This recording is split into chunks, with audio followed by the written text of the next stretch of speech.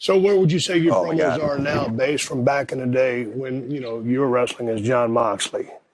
And all of a sudden you fell into that groove on that guy, and you were cutting some really edgy stuff that was badass.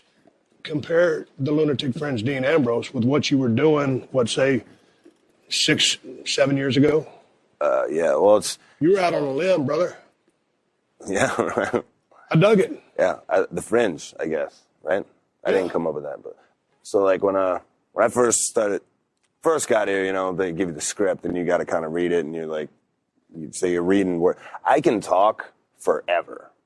Like if you just put a mic in front of me and just say, just talk, I can talk forever. But what is talking forever?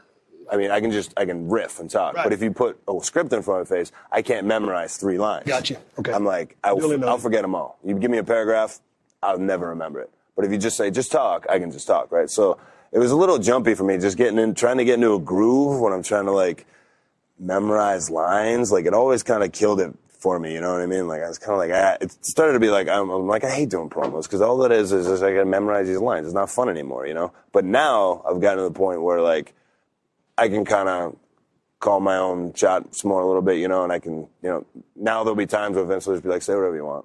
And now it's like, all right, now we can finally get rolling here and do some work, What is your take on a promo? I mean, the message you're trying to deliver, because you're trying to reach in and make people believe in you and what you're about to try to accomplish. You got to move people. Yeah. Mister, can you make folks cry when you play and sing?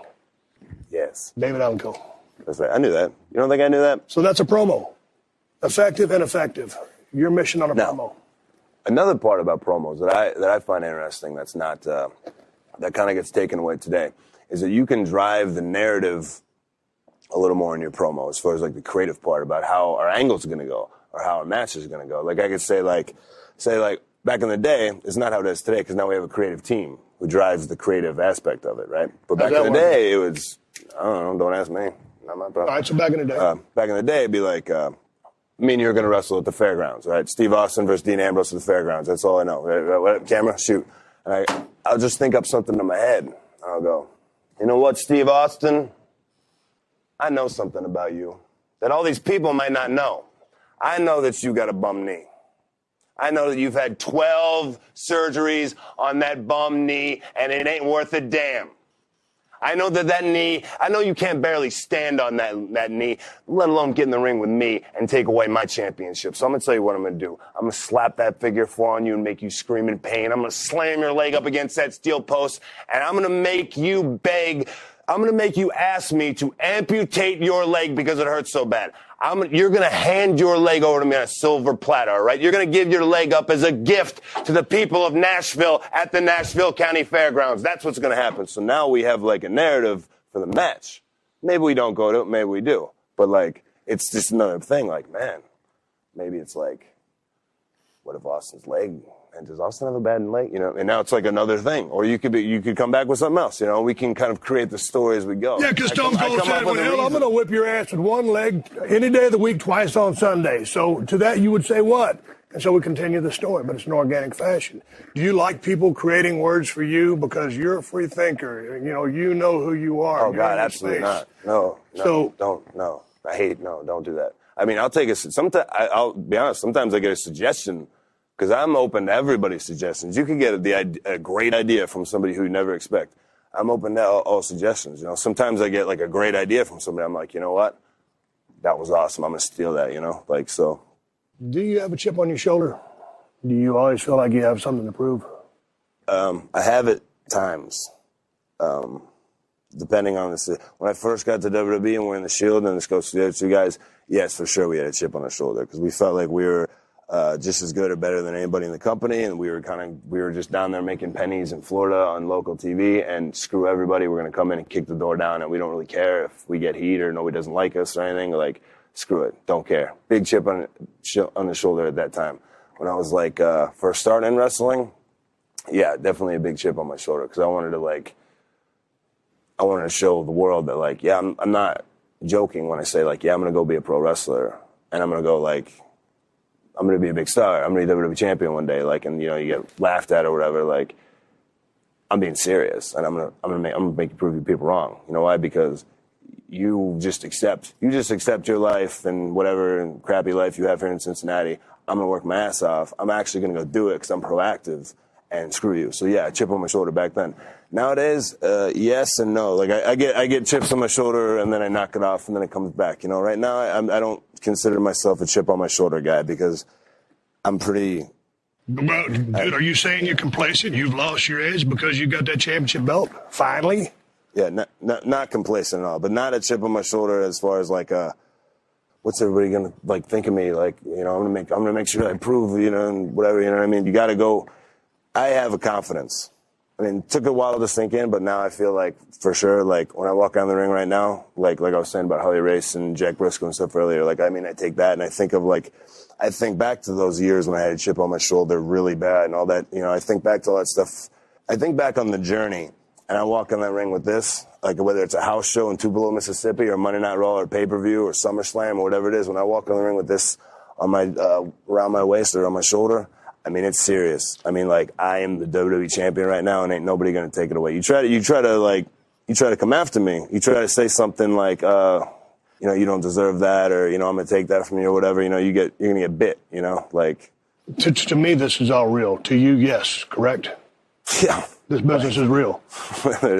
there ain't nothing fake about what I went through to get here, to be sitting here talking with you. You know what right, I mean? because Like, everything I did, I believed it was 100% shoot. I was all in.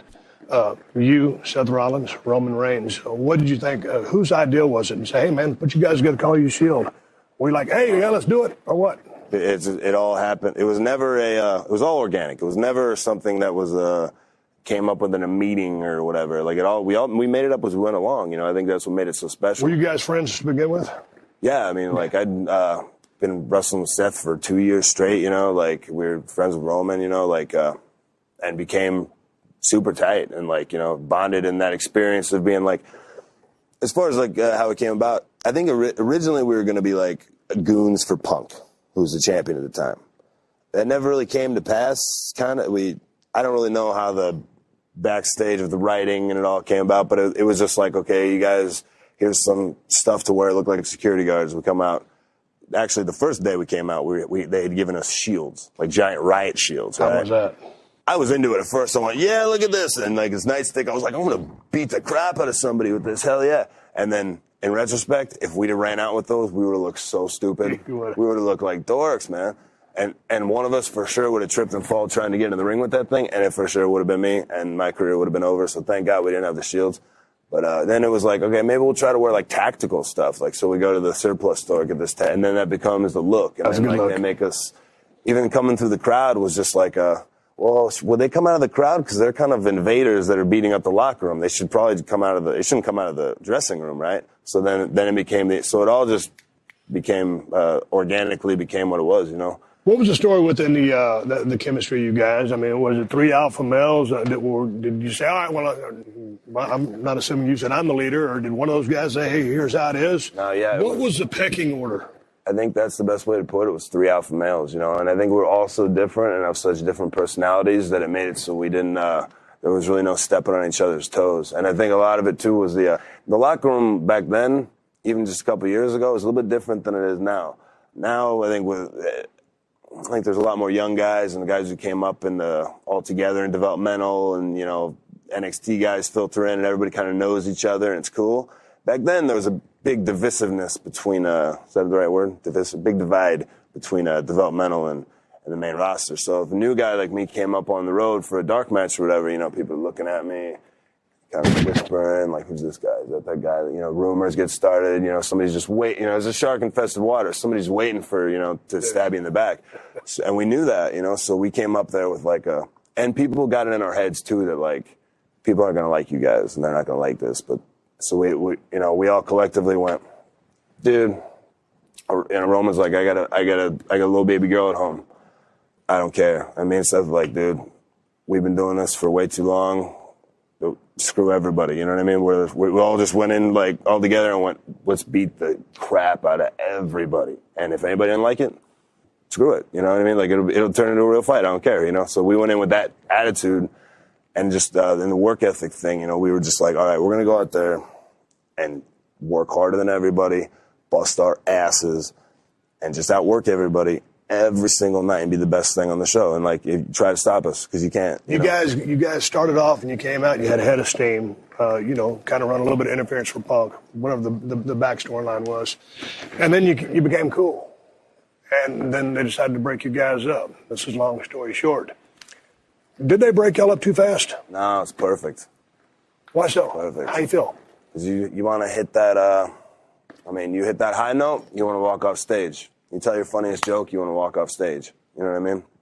You want to have the biggest pop of your match be the finish, right? So, I mean, we had gotten as high as we possibly could. I mean, I think we beat Evolution was like our last night. And it was like, we were crushing everybody. And we kind of there wasn't anybody else for us to kind of go after, you know? Like, it was like, we literally dominated WWE and stood atop it. And it was time to just walk off stage, you know?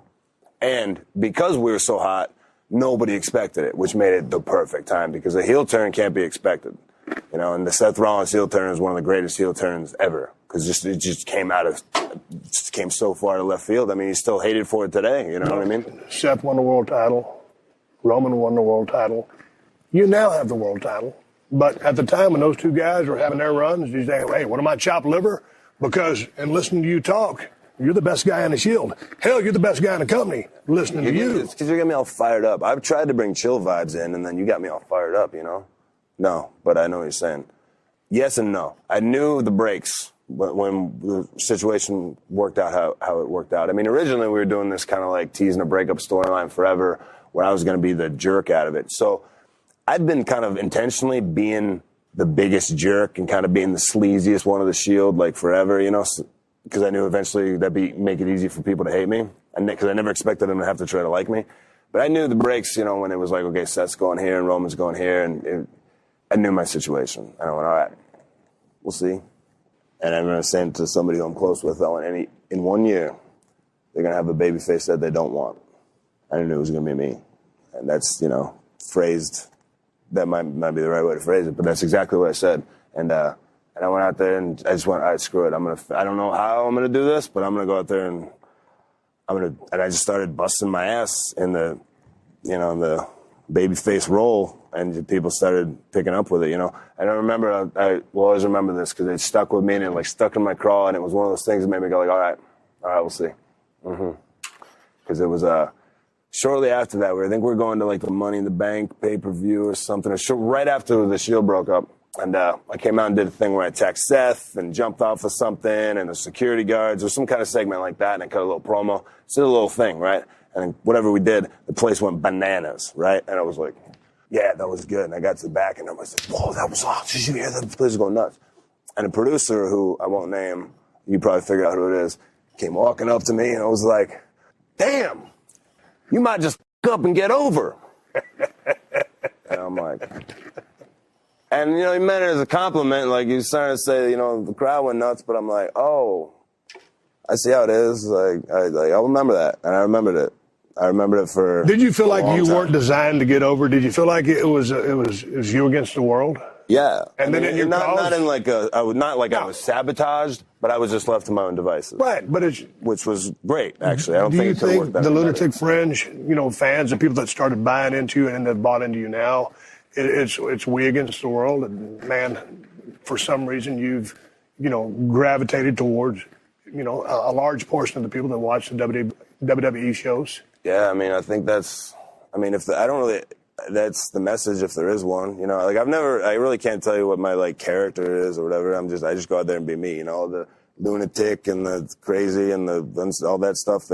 That's all stuff they put on me, you know. Like I don't know what all that is. If I had a message though, I mean, us against the world is kind of a cool thing because I mean, and this is the thing that is maybe the most rewarding thing. This kind of leads into of everything we do, of everything we get to do that we're, you know, fortunate enough to have this job, is that you get to a certain level when you're like in a babyface role or hero role in WWE where you can inspire people and you can help people and you can inspire people to get through things in their lives. You can inspire people to do things with their lives that they might not have the courage to do. You can help people through tough times because they know that you've been through something similar. You know, they watch you every week and they see you struggle and they see you succeed and they go like, I can do that too. And that you get to be like such an inspiration to these people, and you get a chance to meet these people, you know, every week in whatever country. You know, you meet all these people who are crying and you help me get through this and whatever, and thank you so much and you mean so much to me and yada yada,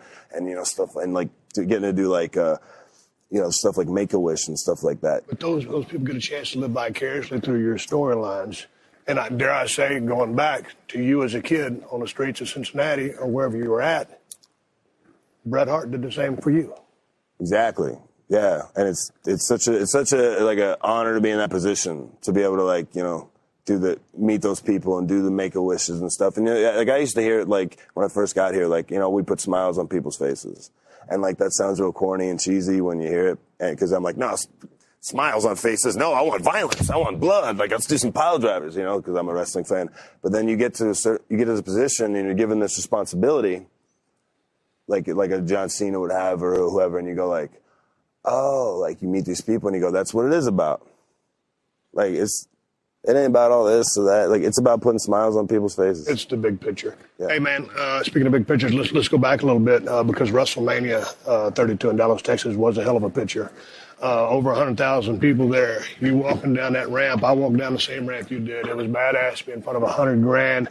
You go in there to face Brock Lesnar. What are you thinking out there? The dude's just a friggin' beast. Yeah. So how was that feeling for you? And certainly, if you ever were an underdog, you were an underdog in that match. Yeah, it's pretty cool, you know. We went to the ring. I went to the ring that night pretty pissed off. And then kind of also, then I really started to enjoy, as I walked to the ring, because I had no idea what was going to happen. Went out there with not much of a plan, so to speak, you know, like to get into it. What were you pissed off about? I felt like I was pulling teeth to turn that match into something epic and so forth. You're an MMA fan just like I am. Was it a disconnect in styles artistically? I mean, in the ring? Yeah, artistically, Brock didn't want to do anything, to be perfectly honest.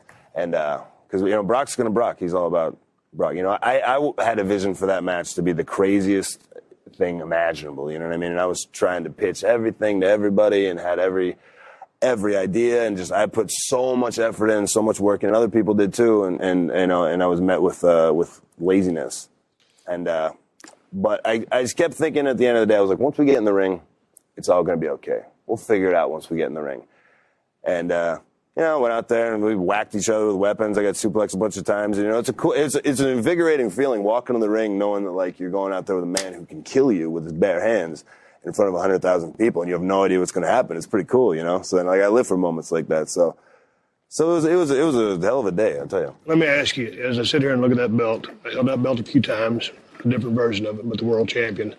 What does the WWE Championship mean to you on a personal level? I think for me, it symbolizes that you know, nobody, if you believe in yourself, nobody can screw with you. Don't take from anybody. Don't let anybody tell you no. You know, people, you know, don't accept negativity from anybody. You know, a lot of people want to put their negative vibes on you nowadays, you know, especially today. In today's society, a lot of people like to give their negative vibes. People are just, you know, don't take any of that. You do what you want to do your own thing, you know, and like, and for me, it symbolizes, you know, that for me. And it's a chance, and it's a chance to help and inspire other people like that, like I said, because I've been put in this position that I take very seriously as, you know, I'm like a role model to children. Isn't that weird?